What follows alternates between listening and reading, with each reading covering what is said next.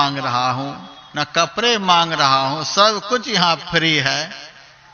और जहां जाने के लिए आदेश मांग रहे हो वहां पैसे लगाकर सारी दुर्गति फ्री में मिलेगी। वहीं के लिए आदेश मांग रहे हो। तब लोग कहते थे महाराज अभी कुछ दुर्गति बाकी है, इसीलिए जा रहा हूं। संसार को, समाज को विश्वास है कि संत की शरण से जा रहा हूं, इसका मतलब कुछ दुर्गति बाकी है। भजन से विमुख होने के लिए जा रहा हूं, कुछ दुर्गति बाकी है। सत्संग छोड़ करके जा रहा हूं, कुछ दुर्गति बाकी है। जानते हुए भी आदमी दुर्गति के मार्ग को छोड़ता नहीं है।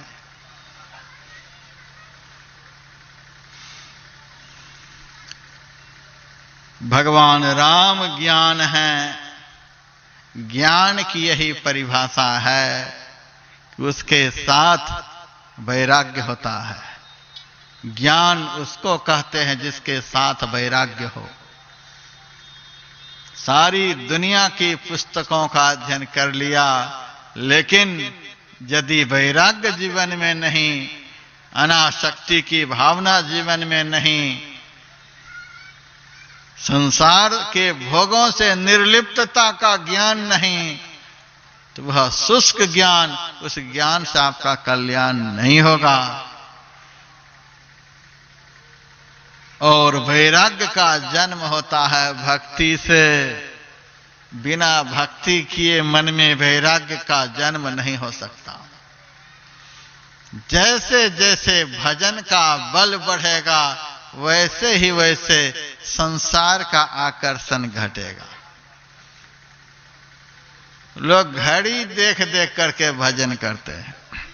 आज मैंने 2 घंटे भजन किए, आज 3 घंटे भजन किए, आज तो सारे दिन भजन में लगे ही रहे।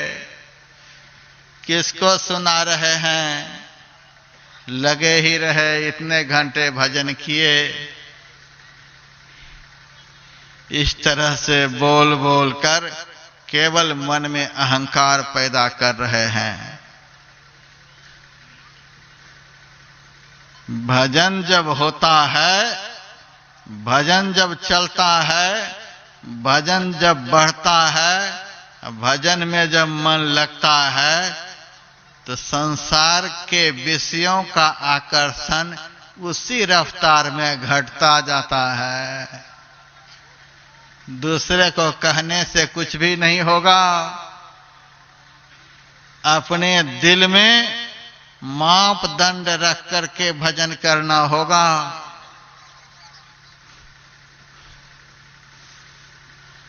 सुमति क्षुधा बाढ़ई नित नई, विषय आस दुर्बलता गई।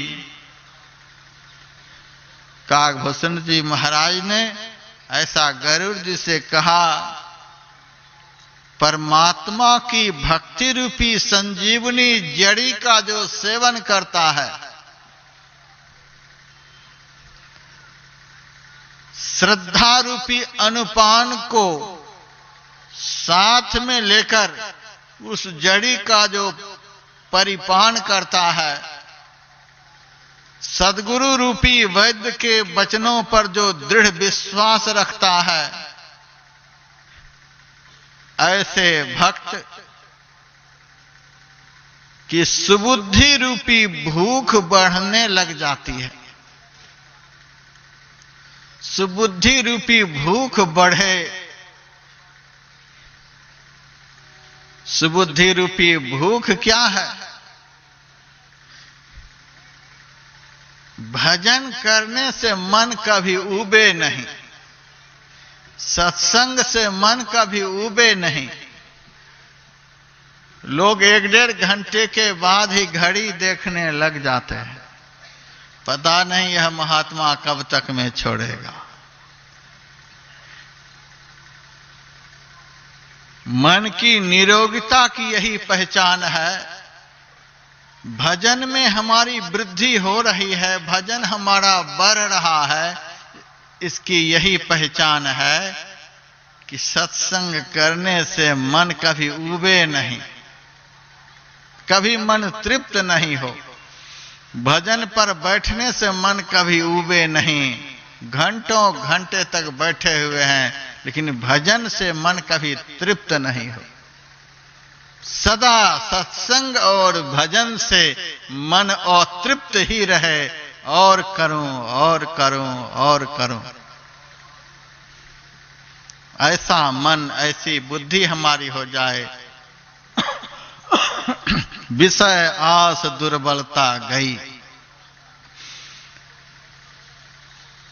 भोजन करता है तो शारीरिक बल बढ़ता है, उसी तरह से भजन के बढ़ने से इंद्रियों का बल घटता चला जाता है और आत्मबल बढ़ता चला जाता है। इंद्रियां विषयों के बाजार में दौड़ने के लिए उत्सुक हों और आत्मबल इतना प्रबल हो कि इंद्रियां विषय के बाजार में दौड़ नहीं सके, दौड़ना चाहे लेकिन दौड़ नहीं सके, तब समझिए कि हमारा आत्मबल बढ़ रहा है, भक्ति रूपी रसायन का सेवन हो रहा है। भजन के बढ़ने से विषयों का आकर्षण कम होता चला जाता है, इंद्रियों का बल कमजोर होता जाता है, आत्मबल बढ़ता जाता है। हम अच्छे अच्छे कामों को अधिक से अधिक देर तक करते रहें, ऐसा भजन के बढ़ने से होता है। तो भक्ति से ही वैराग्य का जन्म हुआ है। भगवान राम ज्ञान है, लक्ष्मण जी वैराग्य हैं, सीता जी भक्ति हैं। राम जब चले हैं तो दोनों को साथ में लेकर के चले हैं, अर्थात उसी ज्ञान से मुक्ति मिलती है, उसी ज्ञान से कल्याण होता है, जिस ज्ञान के साथ में भक्ति भी हो और वैराग्य भी हो। सत्संग सुनने से क्या होता है? ज्ञान होता है। ज्ञान बढ़े गुणवान के संगत, ध्यान बढ़े तपसी संग कीन्हे, चल सतगुरु के हाट ज्ञान बुद्धि लाइए। यहां से ज्ञान मिलता है और समाज के लोग वर्षों से इस ज्ञान की गाथा सुन रहे हैं, इस ज्ञान का उपदेश सुन रहे हैं, लेकिन परिभाषा के अनुरूप ज्ञान का फल नहीं प्राप्त कर पा रहे हैं। बृहत तंत्र सार का मंत्र है, ज्ञानान मोक्षमवाप्नोति तस्मात् ज्ञानम परात् परम अतोयो ज्ञान दाने ही नोक्षमस्तंग त्यजेत गुरुम। ज्ञान से मुक्ति मिलती है, इसीलिए ज्ञान सबसे बढ़कर है। ज्ञान वह है जिससे मुक्ति मिल जाए। मुक्ति मिली नहीं, बंधन बढ़ता चला जा रहा है, आसक्ति बढ़ती चली जा रही है, उसको ज्ञान नहीं कहते हैं। जिस ज्ञानी के जीवन में आसक्ति दिखलाई दे, समझिए वह ज्ञानी नहीं, वह पढ़ा लिखा ज्ञानी है। एक महात्मा जी को समाज के कुछ लोगों ने कहा, महाराज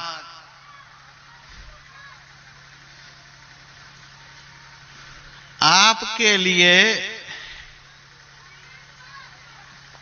हम एक कमरा बना देते हैं, इस पेड़ को आप छोड़ दो। इस पेड़ की छाया के कारण 1-2 बीघे जमीन में फसल नहीं हो पा रही है, फसल नष्ट हो जाती है।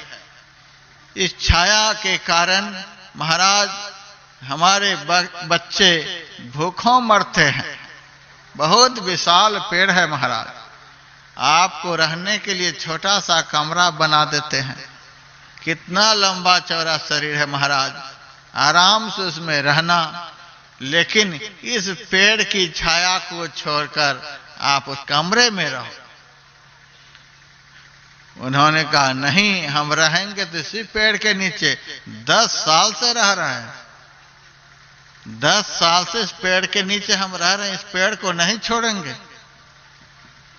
जिन्होंने घर छोड़ दिया, जिन्होंने परिवार छोड़ दिया, समाज को छोड़ दिया, लेकिन एक पेड़ में इतनी आसक्ति, उस पेड़ को नहीं छोड़ पा रहे, मुकदमे करने के लिए तैयार है।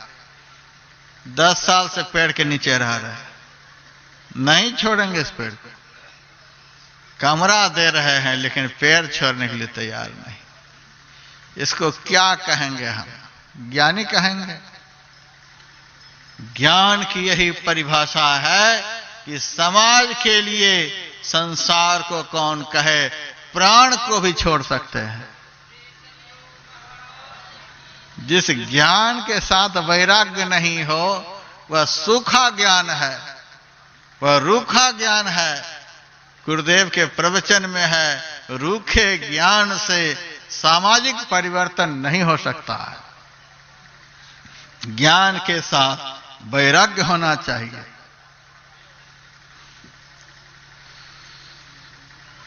विवेक चूड़ामणि में श्रीमदाद्य शंकराचार्य का वचन है,